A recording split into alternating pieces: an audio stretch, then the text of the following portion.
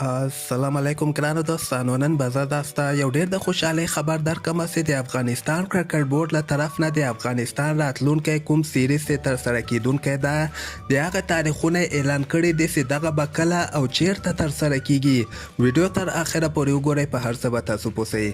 زه به تاسو ته وایم چې افغانستان خو دغه کال کې ډېر زیات سیریزونه ترسره کول، بلکې ښه ټیمونو سره دوی لوبې هم ترسره کولې. و هغه تېره میاشته کې چې کوم آیلینډ کرکټ بورډ یو خبر ورکړی و چې موږ افغانستان سره 15 شل ورځې لوبې ترسره کوو او دغه لوبې به په اګست میاشته کې ترسره کیږي. حالانکه په دغه سیریز کې افغانستان دغه شل ورځو لوبو نه علاوه 50 ورځې لوبې او ټیسټ لوبې هم ترسره کولې، خو بل طرف ته آیلینډ بیا هغه لوبې بل کال ته اړولې دي. دغه کوم سیریز چې افغانستان آیلینډ سره ترسره کی دغه د 15 شل ورځو لوبو سیریز به ترسره کی او دا په هغه میاشته کې ترسره کیږي کوم کې چې ایشا کپ هم شروع کیدونکی ده.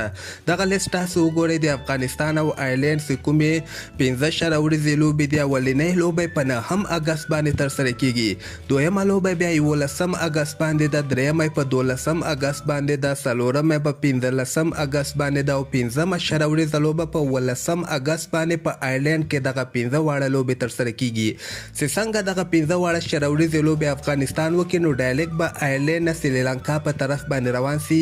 اول ته به که خیر سریلانکا کې ایشیا کپ کې لوبه ترسره کی، یعنی دغه شل ورځې لوبې به افغانستان ته ډېر ښه پریکټس هم وسي چې ایشیا کپ کې به افغانستان مضبوطه ټیمونو سره هم که خیر مخامخ کیږي. نو همدغسې تازه خبرو لپاره تاسو دغه چینل هم در سره سبسکرایب کولی شئ.